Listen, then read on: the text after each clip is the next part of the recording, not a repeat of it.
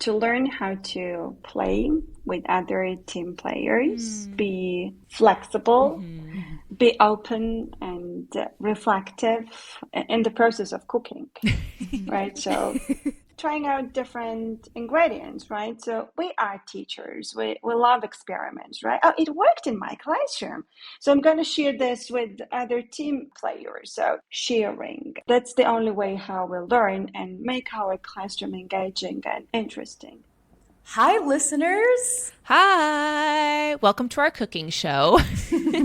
No. No. We're not giving cooking tips today. Yeah, luckily you don't want that. for you. Yeah.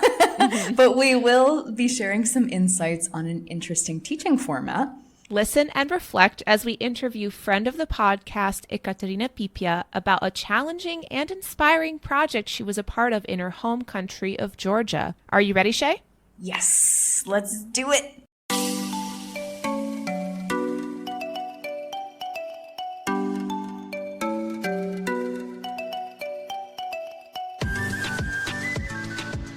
Hello, and welcome to the Teacher Think-Aloud podcast, a podcast for reflective practice for teachers of English around the world. I'm your co-host, Anna. And I'm Shey.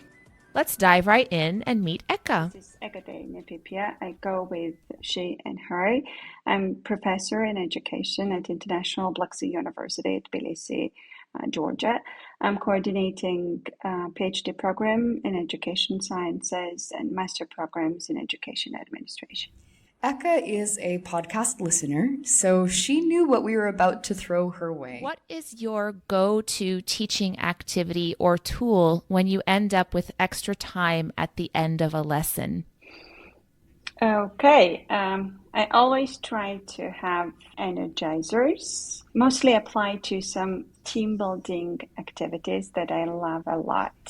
I love to play with the ropes and tie my students up and with their blind eyes and to see whether they are able to make different shapes with the help of a rope, like circle, square, and they open the eyes and they see whether they were able to fulfill a task. And it shows the ways how they can form a team. So is there a team leader, a dominant figure? So we just analyze this kind of team building activity. That's one of my favorites. It's so cool. So creative. Awesome. So Eka, tell us a little bit about the project that you're working on or that you have worked on with PH International.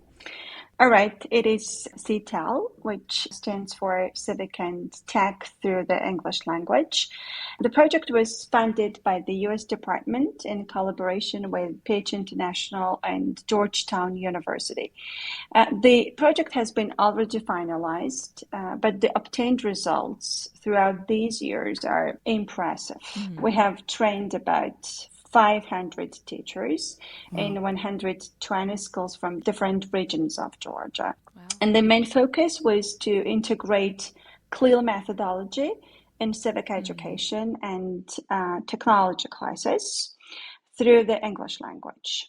The goal of these CLIL methodology workshops was for civic education, technology, and English teachers to learn and apply integrated teaching and learning techniques and approaches so that they can provide students with experiential learning opportunities and democratic practices and English and technology use. And we formed a team of 4 teachers, English, civics, and technology teachers, and 1 student from a teacher training program. And the students in the classroom were granted the opportunity to experience 4 teachers delivering a team-taught lesson that served both language and content purposes. Amazing. Yeah, that's so unique. And you get to have 4 different teachers and they get to experience what it's like to teach together in the classroom and the students get to experience it. That's really, really great. So you talked... Awesome. I'm glad Eka introduced the term CLIL.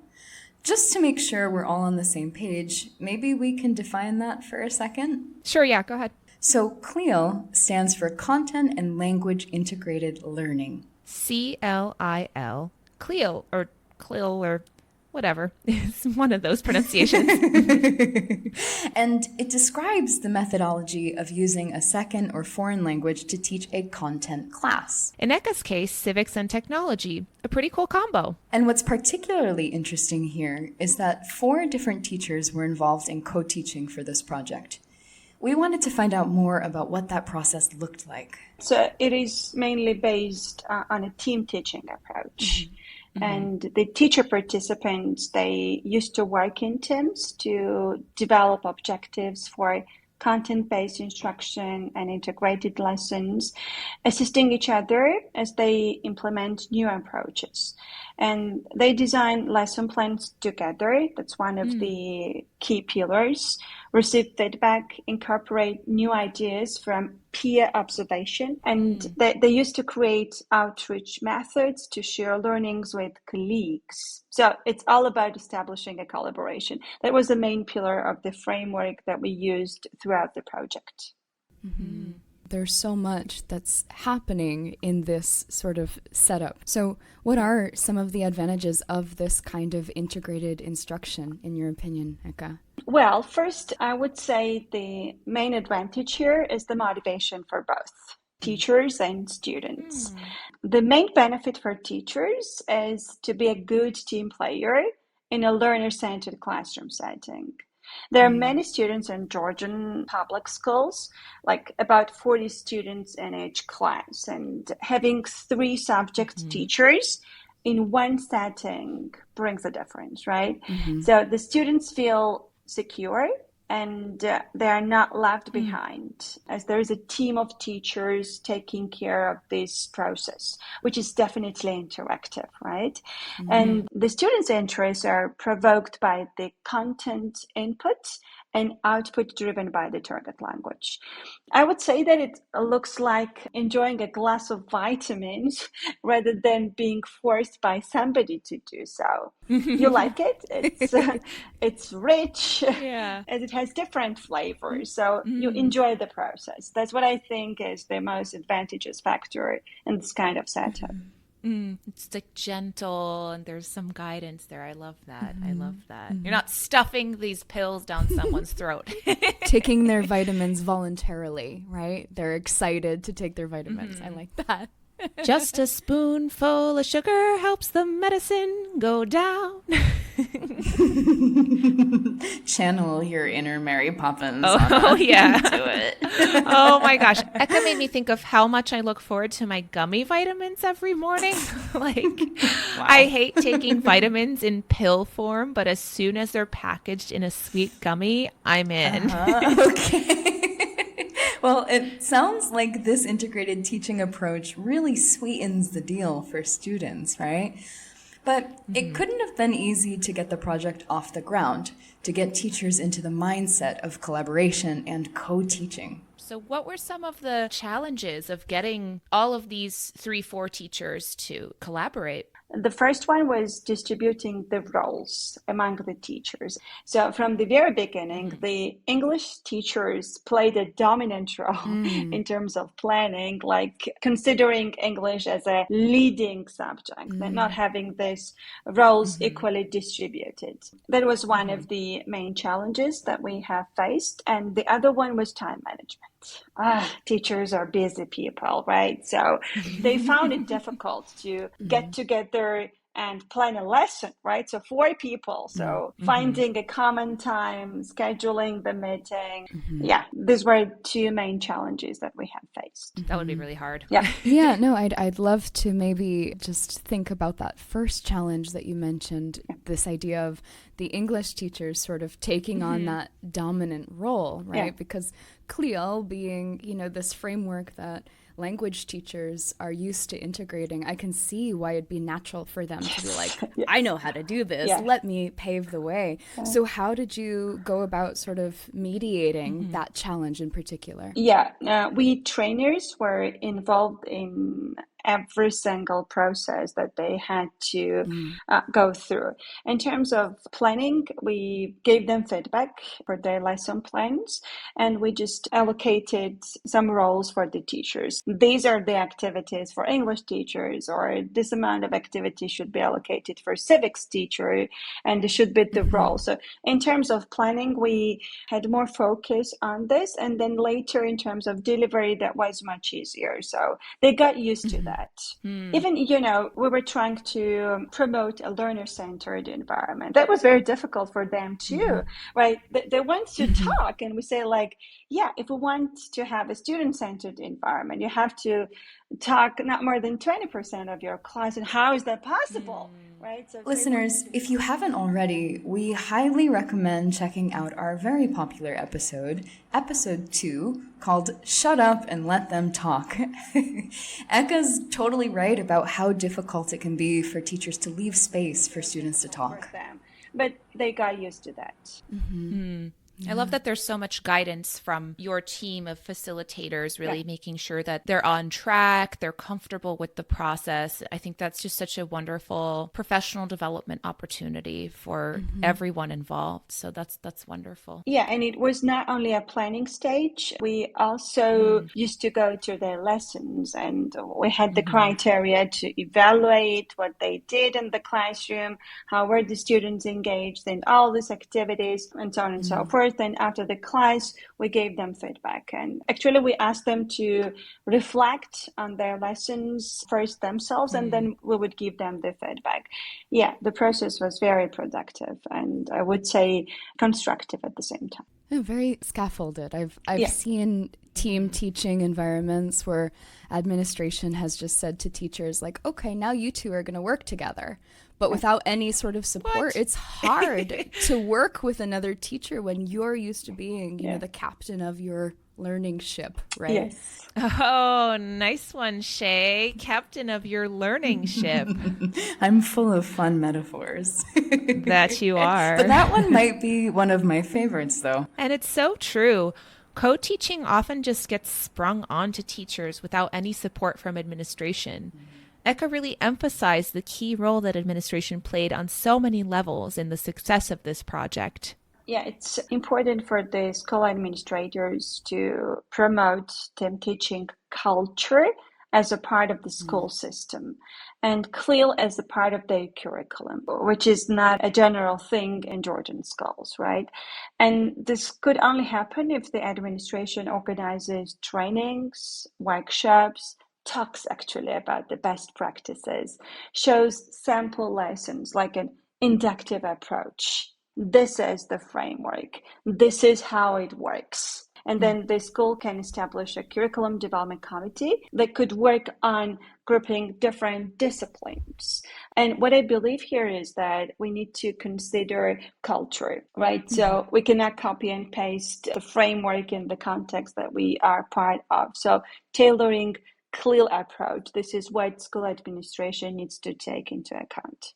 Yeah, I think that's just such a great point that you've made is, there needs to be buy-in from the very top, right? From administration all the way down through to the teachers who are then participating in this process. So I think it just takes a lot of effort to get this kind of project going. So actually, Eka, I want to pick your brain just a little bit more on the logistics side of things in the classroom. Could you maybe paint a picture for us of what a CLIL and team teaching lesson might look like? Do both teachers break out at the same time and do their own things, or is it sort of really fine-tuned process of leading in? So maybe you could just paint a little bit more for us there. Yeah. Okay. Forming a team is the priority in this process. Because if you say that, that's my part, that's your part, I'm done with that part, and I'm just waiting for the partner to finalize his or her part, that's not a team. So if there is a gap, so you feel it and you are there to help your partner. That's why I said in this kind of setting, the students feel secure, right? They know that the teachers are there, a team of teachers, right? So in case they need to do a task or they cannot understand the instruction, so you have different teachers helping you out. Mainly, we used group activities or peer activities. So we had those teachers distributed in this big classroom, so in different corners, and it was a noisy classroom. I would say we had a healthy noise there, right? Which brings, joy to the classroom. Yeah. Being a team member, so forming a team, that's a very complicated process. And one of the challenges that I have mentioned was time management. And I think it's important to have a fixed schedule. When it comes to team teaching, it's always better to have, like, for example, every Friday, that's our fixed schedule. We have to meet. And it's part of my workload. So the fixed meetings will help you throughout the planning process. And being somehow open and being reflective and constructive, it helps you. If you're somehow the type of person who is not open to constructive feedback, that's going to be a daunting task for this kind of teacher. Yeah. You're talking about how they need to really plan, but you're really emphasizing also the fact that they need to be flexible and really understand the student need at this time. Okay, at this moment in time, they really need their technology teacher to come in, or they really need some language support for this part, So I like that you're highlighting that even though there is this whole planning of who does what and when and what the process of the lesson is, it is more fluid like that. You develop a sense as a teacher, I guess, on these teams. I'm sure that you saw a big transformation from beginning to end of the project and their ability to sense that. Yeah, the teachers learned a lot while being in the process of cooking that cocktail of vitamins, like planning appropriate ingredients, which is, for example, selecting authentic content. The teachers really learned that team teaching culture, which is joint planning and equal division of instructional tasks. And I'm kind of proud to see the projects they are posting in social media. Even though the project is over, still they just brought this to their everyday teaching. They try to go to each other's classroom, do this team teaching, and have students involved in this kind of project learning. That's great. Yeah, that's great. Well, I think that this is something that can be seen as sort of complicated from a logistical perspective, perhaps. So it's great to hear that once teachers really got the hang of it, they felt supported because of your team of trainers throughout the whole process. It seems that they're eager to keep doing it. So that's amazing. That's, kudos to you. I love how positive the outcomes of this project are. As you mentioned, Shey, a project like this can seem very daunting initially. And remember that Eka even admitted outside of the recording that when the project first started, it was a disaster, she called it. I doubt that. Right. Yeah. Right. She did say that. I mean, I can only imagine what the teacher's initial reaction was. It's not an easy project to pull off, but I think the key to success here is persistence. The teachers really came to love this process. Yeah, persistence and also adequate support and training for the teachers from the administration, right? Definitely. I'm much more inspired to experiment with CLIL and team teaching after this and try concocting my own potion of vitamins. Me too. So, listeners, we want to hear from you. What's your experience with CLIL? Have you ever taught on a team? What was your experience like? What challenges did you run into and how did you overcome them? You can share with us in a comment on social media or email us at teacherthinkaloud@gmail.com. We welcome your reflections, questions, and ideas. Thanks so much for joining us on the Teacher Think Aloud podcast. And until next time, happy teaching. And happy reflecting.